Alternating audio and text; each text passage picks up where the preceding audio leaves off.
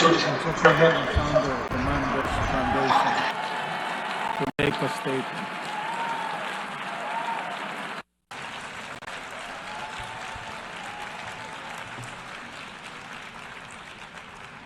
Namaste. Respected dignitaries on dais and respected audience. Today I am here to share with you the lessons I have learned from rural women in India. These are incredible women. They never had an opportunity to go to school. They had no degrees, no travel. They have guided me on the journey of my life. These are ordinary women who did extraordinary things in their life with their greatest courage, dignity, and humility. 3 decades ago, I left Mumbai and went to stay in a village in a drought-stricken area in Maharashtra, India. Many women would come to me and try to solve their solutions and come to me. One of them was Kantabai. Kantabai was doing her business of big blacksmith on the street. And Kantabai said, I want to save. And my obvious question to Kantabai was that you are doing business on the street. Do you even have a money to save? She was insistent. She said, I want to plan my life. I want to manage finance and I want to save. So I told Kantabai that if you want to save, why don't we go to the bank? With Kantabai, many other women who were street vendors, fruit vendors, wage laborers came to bank to open the saving account. The bank officer said that Kantabai do not have a money. She wants to save less than half cent a day.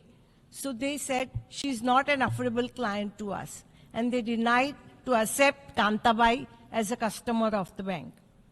So we thought, if banks are not opening the account, why not start the bank for women like Kantabai? And we applied for the banking license. But you know what? It was not easy. The Central Bank of India denied the license, saying that your promoting members are non-literate, so we cannot issue the license. I went to women, I wept, I cried. I said, we couldn't get the license because our women cannot read and write. You know what our women said? They said, we will learn to read and write again. We will learn to read and write. We have not been to the school. We'll learn and apply again to the Central Bank of India. After 5 months, we went back again. And when we went to the Central Bank of India, you know what our women said to the officer? They said, we cannot read and write, but we can count.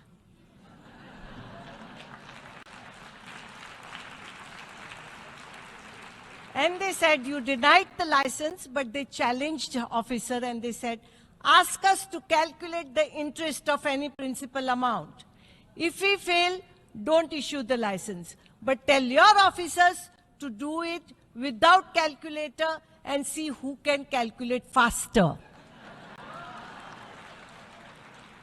Needless to say that we got the banking license.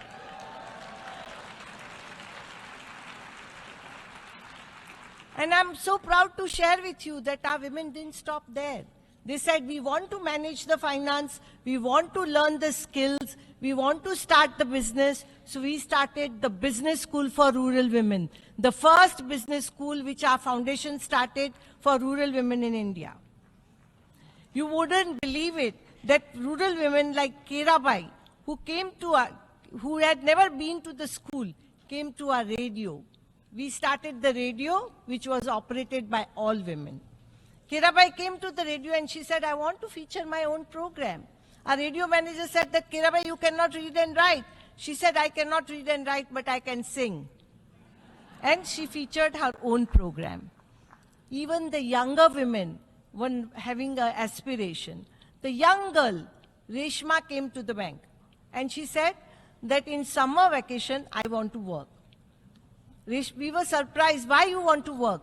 You know, Reshma was rearing buffaloes. She said, I want to go to high school. I will work for 2 months and I will buy a bicycle to go to school. And Reshma went to high school getting the bicycle. And thousands of girls have got the bicycle. But Reshma didn't stop there. She became an athlete. She came to US in state of Virginia, ran the marathon and won the gold medal.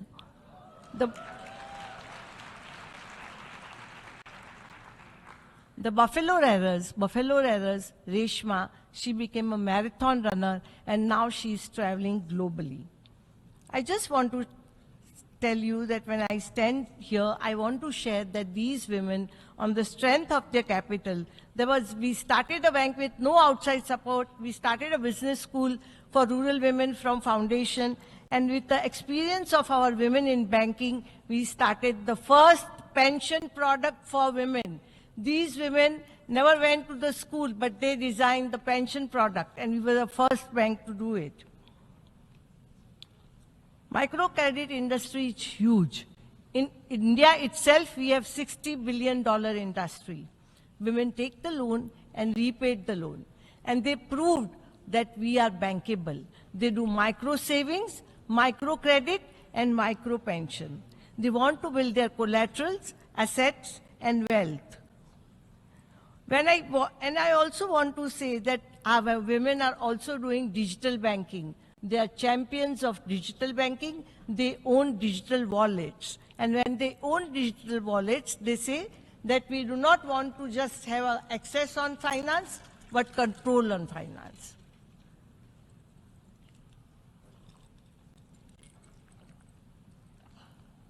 With the bank, with the radio station, with the business school, one thing I've learned from our women, and that is never provide poor solutions to poor people. They are smart.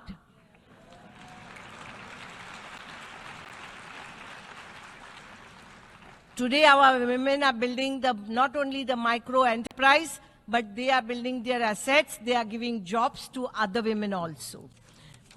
So today I say that when women prosper, they don't prosper alone.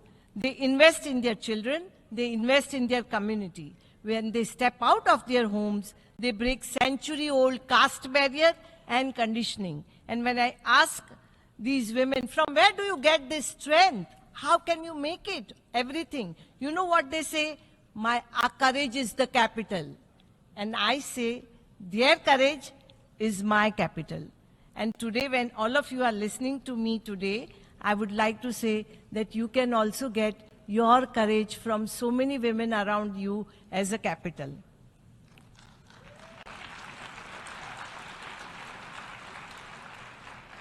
And I would like to say here, when you invest in women, economy grows and society thrives. Namaste.